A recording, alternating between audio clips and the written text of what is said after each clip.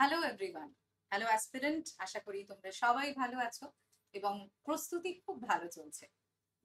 আজ আর কোনো বাংলা ব্যাকরণ নয় কিংবা কম্পালসারি বাংলা ডেসক্রিপটিভ রাইটিং নয়। আজ তোমাদের এই প্রস্তুতি পর্বের কিছু বেসিক প্রশ্ন নিয়ে তোমাদের সাথে একটু আলোচনা। তোমাদের অনেকেরই প্রশ্ন থাকে, প্রায় প্রত্যেকেরই প্রশ্ন থাকে, বিশেষ করে যারা শুরু করছে সরকারি চাকরির প্রস্তুতি। এই প্রশ্নটা তাদের প্রত্যেকের কাছে কমন। সরকারি চাকরি পেতে দিনে কতক্ষণ পড়তে হবে? এই একটা প্রচন্ড গুরুত্বপূর্ণ প্রশ্ন সবার কাছে, বিশেষ করে যারা প্রস্তুতি শুরু করছে। সকলেরই মনের মধ্যে চলছে যে ও সফল হয়েছে, ওর পড়াটা তাহলে কি দিনে 10 ঘন্টা ছিল? ও সফল হলো না, ও তো 6 ঘন্টা পড়েই সফল হয়েছে। এই প্রশ্নগুলো কিন্তু চলতেই থাকে। আমরা আজ এই ভিডিওতে একটু এই বিষয়টা নিয়ে আলোচনা করব যে সরকারি চাকরির প্রস্তুতির ক্ষেত্রে ঠিক কতক্ষণ পড়াশোনা করা দরকার, বা কতটা আমাদের প্রিপারেশন স্ট্র্যাটেজি মেনে চলা উচিত, যেটা করলে আমরা অবধারিতভাবে সফল হব, বা যারা সফল হচ্ছে তারা কি স্ট্র্যাটেজি মেনে চলে সেটা আমাদের ভীষণভাবে জানা দরকার। যে সরকারি চাকরি পেতে দিনে আমরা কতক্ষণ পড়ব। আলোচনাটা এগিয়ে নিয়ে যাওয়ার আগে একটা কথা তোমাদের একটু ক্লিয়ারলি বলি, যে এই যে প্রস্তুতি, এই যে কতক্ষণ পড়বো, ওই ছেলেটি মাধ্যমিকে 90% পেয়েছে, ও দিনে 11 ঘন্টা পড়তো। আরেকটি ছেলে বা আরেকটি মেয়ে, সে মাধ্যমিকে 90% পেয়েছে, কিন্তু সে 7 থেকে 8 ঘন্টা পড়তো। এই ব্যাপারগুলো ভ্যারি করে কেন?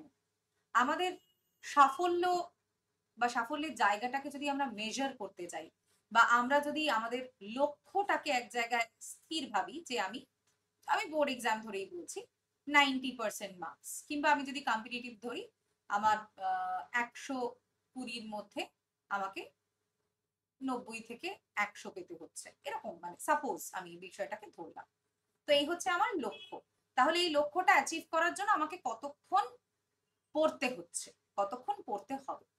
দেখো, খুব সত্যি কথা বলতে কি, এর কোনো সাধারণ থিওরি এখনো পর্যন্ত পৃথিবীতে নেই যে দিনে ঠিক 10 ঘন্টা যদি তুমি পড়তে বসো তাহলে তুমি এটা অ্যাচিভ করতে পারবে, বা দিনে যদি তুমি 7-8 ঘন্টা পড়ো তাহলে তুমি এটা অ্যাচিভ করতে পারবে না, ও 10 ঘন্টা পড়েছিল তাই অ্যাচিভ করতে পারবে।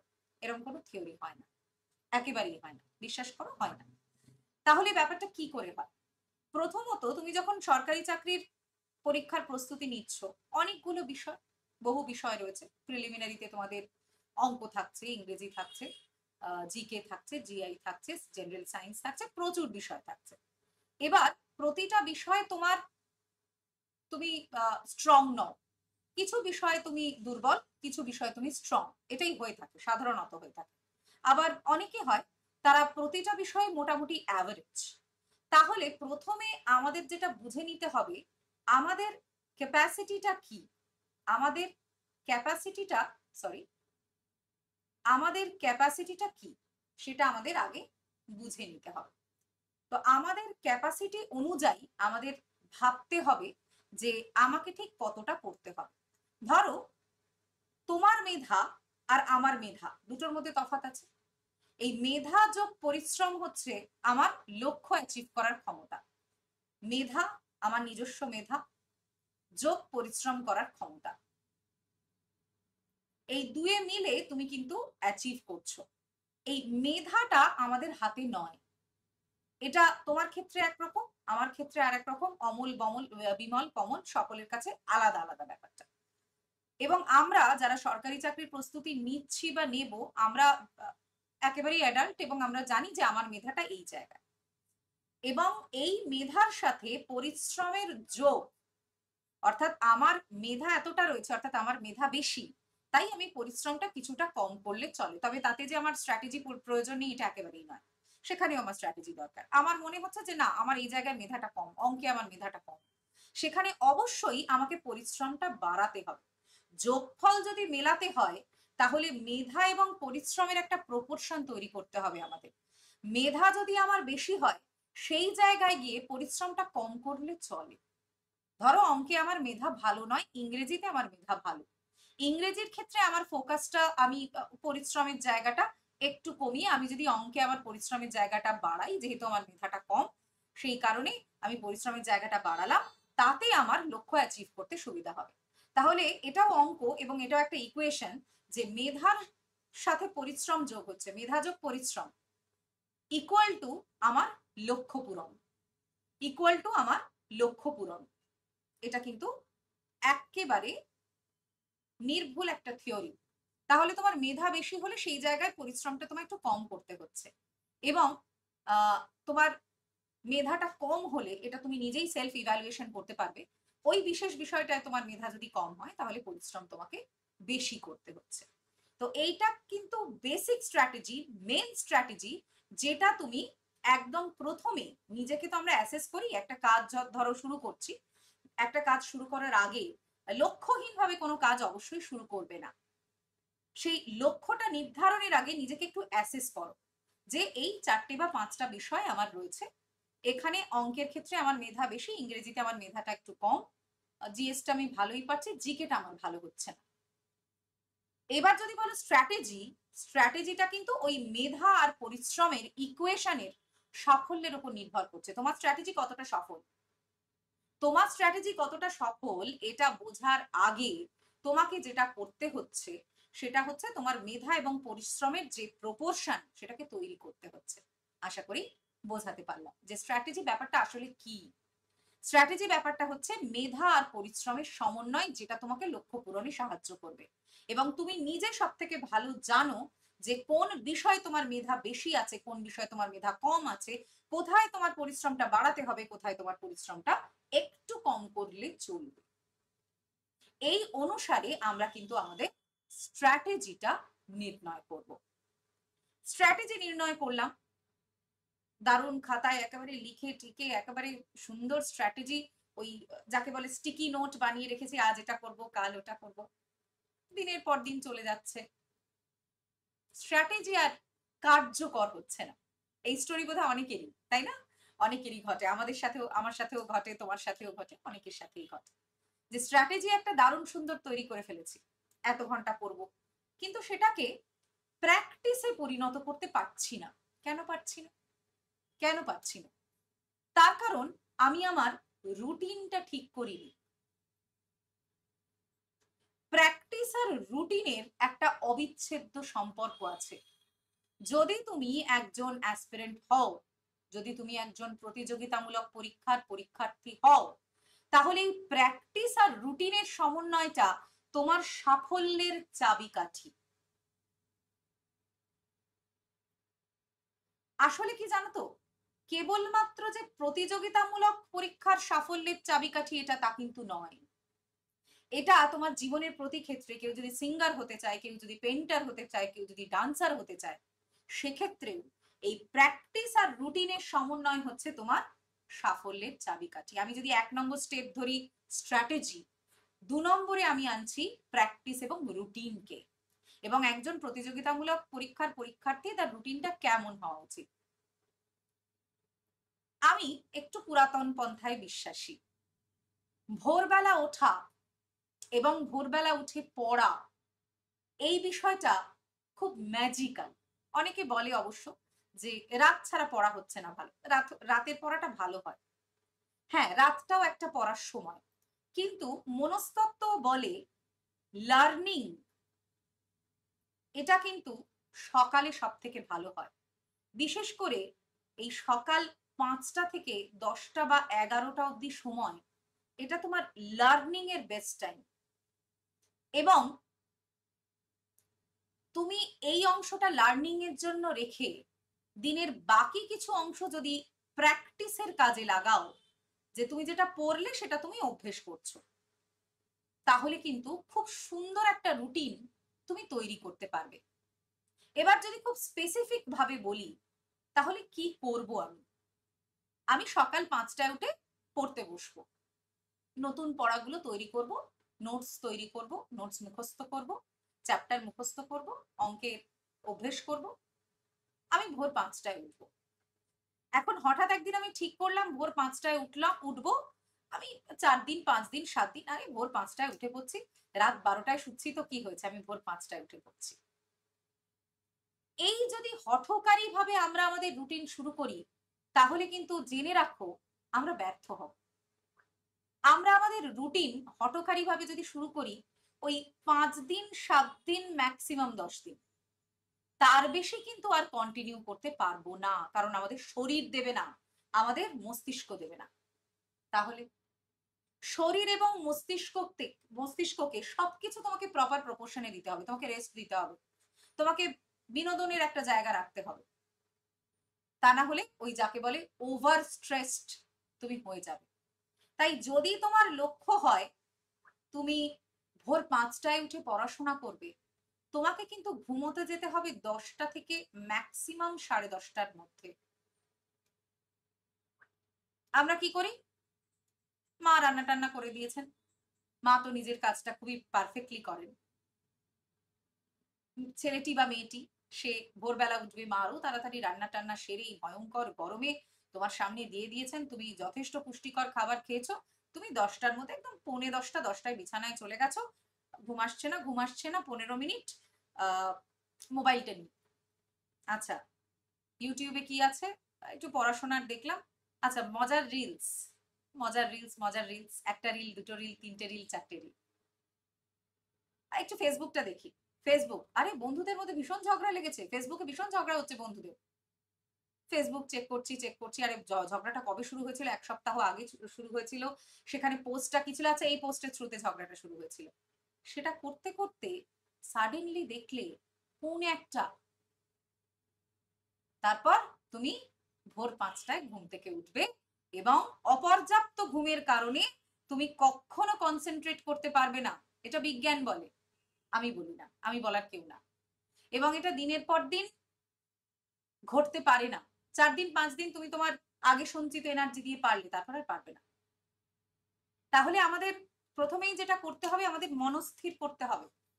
ভীষণভাবে মনস্থির করতে হবে যে এই সময়ের মধ্যে আমাকে নিজেকে রেস্ট দিতে হবে। পর্যাপ্ত ঘুম আমার মস্তিষ্কের রেস্ট। সেই রেস্টটা পেলে তবেই আমি তৈরি হতে পারবো পরের কাজের জন্য। এটা খুব হয়তো ছোটদের মতো মনে হচ্ছে তোমাদের। আরে ম্যাম কি বাচ্চাদের কথা বলছেন? না, এটা বাচ্চা বড়র বিষয় নয়। ডিসিপ্লিন লাইফ যেকোনো মানুষের সাফল্যের চাবিকাঠি। যারা জীবনে অনেকখানি সফল হয়েছেন তাদের জীবনের ডিসিপ্লিনটা কিন্তু অন্যদের অনুসরণ করার যোগ্য। এবং এই ডিসিপ্লিনটা আমাদের মানতে হবে যদি আমরা সফল হতে চাই। এবং একজন অ্যাসপিরেন্ট প্রতিযোগিতামূলক পরীক্ষার যে পরীক্ষার্থী তার এই রুটিনটা হওয়া উচিত। তার দিনটা ভোর ৫টা থেকে শুরু হলো, ১১টা অবধি তার ১০টা থেকে ১১টা তার স্টাডি টাইম থাকা উচিত। তার মাঝখানে খাওয়া-দাওয়া এটা ওটা তো থাকেই। সেটা হয়ে যাওয়ার পর তার অন্যান্য কাজকর্ম থাকে। আ অনেকেই টিউশন করে হাত খরচের জন্য বা প্রয়োজনেও অনেকে টিউশন করে। তো সেই টিউশনি বা এই জাতীয় কাজগুলো মোটামুটি সন্ধে ৬টা ৬:৩০ র মধ্যে শেষ করে ফেললাম। শেষ করে ফেলার পর তারপরে কিছুটা মি টাইম, এই শব্দটার সাথে আমরা খুব পরিচিত তো এখন। মি টাইম থাকা উচিত। একটু বন্ধু-বান্ধব, একটু গল্প। আমি গান শুনতে ভালোবাসি। আমি গানটা ভালো গাই। আমি দারুণ তবলা বাজাই, আমি দারুণ গিটার বাজাই, ছবিটাও আঁকতে ভালোবাসি। এই প্রতিটাও কিন্তু প্রয়োজন। এবং তোমার রুটিনে রেগুলার একেবারে না হলেও কখনো না কখনো এইগুলোরও কিন্তু জায়গা থাকা উচিত। আমরা মনে করি যে বইটা নিয়ে আমি ১১ ঘন্টা ১২ ঘন্টা বসে রয়েছি তার মানে আমি দারুণ প্র্যাকটিস করছি, দারুণ ফলাফল হবে। না, হয় না। আমরা অনেক সময় বলতে শুনি, "আমি তো এত পড়লাম, ওই তো পাশের বাড়ির ছেলে ৬ থেকে ৭ ঘন্টা পড়ে কিনা সন্দেহ। এই তো দেখছি সাইকেল নিয়ে বন্ধুদের সাথে গল্প করে এলো। সেদিন রবীন্দ্র জয়ন্তীর ফাংশনে দেখলাম গিটার বাজাচ্ছে।" কি করে পায় গো ৯৫%? শুনি তো, এসব কথা শুনি তো। কারণ ও ওর মস্তিষ্ককে বিকাশ ঘটানোর, ডেভেলপ করার জন্য ও একটা সুযোগ দেয়, সময় দেয়। টাইম ম্যানেজমেন্ট ইস দ্য কি ফ্যাক্টর। সাফল্যের কি ফ্যাক্টর হলো টাইম ম্যানেজমেন্ট। তুমি তোমার সারাটা দিনকে কিভাবে সময় ভাগ করছো, এটা তোমার আমার এক হতে পারে না। তোমার আমার জীবনের নিড গুলো আলাদা, তোমার আমার রুটিনটা তাই কিছুটা আলাদা হতে পারে। একেবারে আমি তোমার জন্য রুটিন নির্ধারিত করে দেবো, সেই রুটিনেই তোমাকে চলতে হবে, তা কিন্তু নয়। তোমার রুটিন তুমি নির্ধারিত করবে। তবে হ্যাঁ, এটা বিজ্ঞান বলে যে ভোরের এই যে পড়াটা, এই যে লার্নিং টাইমটা, এটা খুব গুরুত্বপূর্ণ। এবং প্রতিযোগিতামূলক পরীক্ষার পরীক্ষার্থী হিসাবে এই জায়গাটা যদি গ্র্যাব করতে পারো, এই জায়গাটা যদি রুটিনের মধ্যে আনতে পারো, এটা তোমার পক্ষে খুবই উপকার হবে। তবে নিজের ডেলি রুটিনের মধ্যেই প্রতিটি কাজ, নিজের একটু রিফ্রেশমেন্ট, একেবারে নির্ধারিতভাবে পড়া, পুষ্টিকর খাওয়া, এই পুরো ব্যাপারটাকে আমাদের রাখতে হবে। বাড়িতেও আমাদের অনেক কাজ থাকে, মা বাবাকে হেল্প করার থাকে, বাবার প্রয়োজনীয় কোনো কাজ করে দেওয়ার থাকে, থাকে অবশ্যই। বাবাকে বা মাকে বা বাড়িতে বয়স্ক দাদু ঠাকুমাকে ডাক্তারখানায় নিয়ে যাওয়ার থাকে। সবটা বাদ দিয়ে তোমাকে প্রতিযোগিতামূলক পরীক্ষার পরীক্ষার্থী হয়ে উঠতে হবে না। তোমার দিনের 24 ঘন্টাটাকে খুব সুন্দর করে রুটিনের মধ্যে বেঁধে ফেলতে হবে, এবং that is very much important. সেটাই তোমার প্রথম প্র্যাকটিস। তুমি 24 ঘন্টাটাকে খুব সুন্দর এবং এফেক্টিভ রুটিনের মধ্যে বেঁধে ফেলছো, এটা তোমার প্রথম কাজ। এবং সেটা জোর করে তোমাকে করতে হবে না, সেটা তুমি নিজে থেকে করছো। এবার আসি প্র্যাকটিসের কথায়। প্র্যাকটিস মেক্স ম্যান পারফেক্ট, এটা আমরা সবাই জানি, জানি তো। আমরা ছোটবেলায় বর্ণ শিখেছি, শব্দ শিখেছি, তারপর বাক্য শিখেছি। আস্তে আস্তে আমাদের ফ্লুয়েন্সি তৈরি হয়েছে। অঙ্ক যোগ বিয়োগ শিখেছি, প্রথমে অঙ্ক চিনতে শিখেছি, যোগ বিয়োগ শিখেছি, বড় বড় তারপর ক্রমশ অঙ্ক করেছি, ত্রিকোণমিতি, পরিমিতি, তারপর আস্তে আস্তে শিখেছি। এই প্রতিটাই কিন্তু আমরা অর্জন করেছি কেবলমাত্র প্র্যাকটিস করে। এখানেও তাই। এই যে পরিশ্রম বিষয়টা আমি আগে বললাম, এই পরিশ্রমটা আসলে প্র্যাকটিস, অভ্যাস। এই অভ্যাস একটা মারাত্মক জিনিস। ধরো কোনো সাবজেক্টে তোমার মেধাটা কম, হতেই পারে। তুমি যদি অভ্যাসের প্রপোর্শনটা বাড়াতে পারো, তাহলেই কিন্তু তুমি লক্ষ্য পূরণের দিকে অনেকখানি এগিয়ে যাবে। কারণ মেধাটাকে পূরণ করতে তুমি অভ্যাসটাকে ব্যবহার করছো। কারণ ওই যে বললাম, এটা প্রপোর্শনের ব্যাপার। মেধার জায়গাটা একটু কম হলে পরিশ্রমটা বাড়িয়ে দিতে হবে। তোমাকে লক্ষ্য পূরণে কেউ বাধা দিতে পারবে না। এই অভ্যাসের জায়গাটাতে তোমাকে খুব স্ট্রিক্টলি নিজেকে শাসন করতে হবে। তুমি বই নিয়ে বসে আছো, তোমার কোনো কাজে লাগছে না, বই নিয়ে বসে আছো, তুমি অভ্যাস করছো না। নিজের অভ্যাসটাকে প্রত্যেক দিন একটা রেকর্ড রাখো, মেজার করো, যে আজ আমি এতগুলো চ্যাপ্টার প্র্যাকটিস করতে পেরেছি, বই খুলে বসে থাকিনি। দিনের শেষে নিজের একটা নোটবুক বা ডায়েরি রাখো, সেখানে তুমি নোট ডাউন করো, এই এই চ্যাপ্টার আজকের আমি প্র্যাকটিস করেছি। সকালবেলা লার্নিং, দিনের বাকিটা সময়, সন্ধ্যের একটা সময়, সবটা মিলিয়ে আমি এতগুলো চ্যাপ্টার প্র্যাকটিস করেছি। তার মানে প্র্যাকটিসের একটা মেজারমেন্টও দরকার হয়।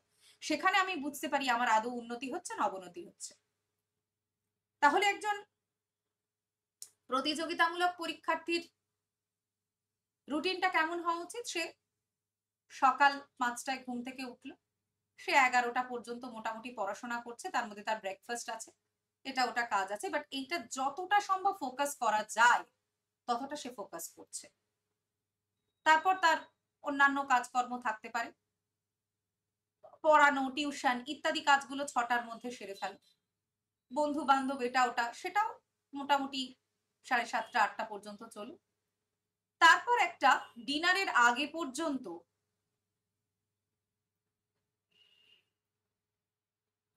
রাতের খাবারের আগে পর্যন্ত একটা ছোট প্র্যাকটিস হোক, এবং সেই ছোট প্র্যাকটিসের পরে চেষ্টা করতে হবে 10টা থেকে 10:30টার মধ্যে ঘুমের চেষ্টা। এটা ভীষণ দরকার। এবার তোমরা বলবে যে ম্যাম এরকম রুটিন, এ তো ছোট বাচ্চাদের রুটিন, এটা কেমন করে করবো? একদম এই অনুশাসন বা ডিসিপ্লিনটা যদি নিজের জীবনে আনতে পারো, শুধু প্রতিযোগিতামূলক পরীক্ষা নয়, জীবনে বহু বহু ক্ষেত্রে সাফল্য তোমার কাছে আসবেই। কারণ প্রতিটা জিনিসকে তুমি অনুশাসনে বাঁধছো, এবং অনুশাসন তোমাকে কি করতে সাহায্য করে জানো? আর এইটা না থাকলে জীবনে কিচ্ছু হয় না। ফোকাস। আমাকে WBCS পেতেই হচ্ছে, ক্লার্কশিপটা এবার আমি পাবোই, মিসলেনিয়াসে সফল আমাকে হতেই হবে, WBPSI আমার লক্ষ্য। ফোকাসের সাথে ডিসিপ্লিনের অঙ্গাঙ্গিক সম্পর্ক। আমার খুব ইচ্ছে আমি WBPSI-টা ক্র্যাক করবো এবছর। সেটা ভেবে আমি ফোকাসড হয়ে বসে আছি। তার জন্য কি করছি? তার জন্য তো একটাই কাজ করার, নিজেকে অনুশাসনে বাঁধা, নিজেকে ডিসিপ্লিনে বাঁধা। ডিসিপ্লিন আমাকে ফোকাসটা অ্যাচিভ করতে সাহায্য করবে। তাই জীবনে যদি ফোকাস প্রয়োজন হয়, নিজের দৈনন্দিন জীবনটাকে আমাকে রুটিনে বাঁধতে হবে। তাহলে বুঝতে পারছো প্রত্যেকটা বিষয় কিভাবে অঙ্গাঙ্গিকভাবে সাফল্যের সাথে যুক্ত। এই প্রতিটা বিষয় কিন্তু সাফল্যের সাথে যুক্ত, তোমার লক্ষ্য পূরণের সাথে যুক্ত। এবং সেই লক্ষ্য পূরণটা শুরু হয় কোথা থেকে? এই যে daily routine of an aspirant, এখান থেকে। একজন অ্যাসপিরেন্টের ডেইলি রুটিন, এবং ডেইলি মানে ডেইলি, ডেইলি মানে হঠাৎ 10 দিন নয়, ডেইলি মানে একেবারে ডেইলি রুটিন। এই ডেইলি রুটিন বলে দেয় যে সাফল্য তার কাছে অধরা থাকবে নাকি সাফল্য তাকে তার কাছে ধরা দেবে। আমরা মনে করি এটা এমন কিছু ব্যাপার নয়, আমার মেধা থাকলে আমি যখন তখন পড়ে নেবো, রাত জেগে পড়ে নেবো, হয়ে যাবে। হয় না, বিশ্বাস করো হয় না। যারা সফল হয়েছে তাদের এই ডেইলি রুটিনটা প্রচন্ড ভাবে ইম্পর্টেন্ট। কারণ তুমি জানো তোমার মেধাটা কি, আমি জানি না। আমি জানি আমার মেধা কি। আমরা একটা জেনারেলাইজ প্যাটার্ন তৈরি করতে পারি, এটা একটা জেনারেলাইজ প্যাটার্ন, এটা স্ট্যান্ডার্ড প্যাটার্ন, এটা সবাই মোটামুটি ফলো করতে পারে, এটা ফিজেবল প্যাটার্ন। এবার তুমি তোমার প্রয়োজন অনুসারে এটাকে এদিক ওদিক করে নিতে পারো। সুতরাং প্রথম থেকে আমাদের যেটা বুঝতে হবে, সরকারি চাকরি পেতে কতক্ষণ পড়বো, এই প্রশ্নটা অ্যাকচুয়ালি অবান্তর প্রশ্ন, এর কোনো জেনারেলাইজেশন হয় না। নিজেকে চিনতে হবে, নিজের স্ট্র্যাটেজি নিজেকে ঠিক করতে হবে, নিজের মেধা আর পরিশ্রমের যোগফল তৈরি করতে হবে। কেন তৈরি করতে হবে? আমার লক্ষ্য পূরণে আমাকে সফল হতে হবে। তার জন্য কি করা প্রয়োজন? তার জন্য একটাই তো জিনিস করা প্রয়োজন, প্র্যাকটিস প্র্যাকটিস প্র্যাকটিস প্র্যাকটিস। এবং প্র্যাকটিস কোথায় থাকবে? আমার রুটিনের মধ্যে থাকবে। আমার রুটিন আমাকে কি করতে সাহায্য করবে? ফোকাস করতে সাহায্য করবে। এবং আমার ফোকাস আমাকে ফাইনালি যেটা দেবে তা হলো আমার সাফল্য। এবং সাফল্য একদিনে আসে না, সাফল্য আসে নিয়মিত চর্চায়। এটা একটা খুব ছোট একটা ভিডিও ছিল, জীবনের অভিজ্ঞতা থেকে তোমরা অবশ্যই তোমাদের নিজস্ব রুটিনে এগুলো বিভিন্ন জিনিস ইনপুট করতে পারো। তোমার নিজের জীবনে নিজস্ব চাহিদা আছে, অনেকেই কর্মরত থাকে, তাদের পক্ষে একটু অসুবিধা হয়ে যায় টাইম ম্যানেজমেন্ট করাটা। কিন্তু অধিকাংশ ক্ষেত্রেই ছাত্র ছাত্রী এই অবস্থা থেকে আমরা শুরু করি, তো সেখানে কিন্তু আমরা ইজিলি এখানে ফোকাস করতে পারি। সকলের জন্য অনেক অনেক শুভেচ্ছা এবং শুভ কামনা। তোমরা তোমাদের ফোকাসে অনড় থাকো, নিজেদের জন্য একটা সফল স্ট্র্যাটেজি তৈরি করো, এবং সেই স্ট্র্যাটেজি অনুসারে নিজের একটা সুন্দর প্র্যাকটিস রুটিন বানাও।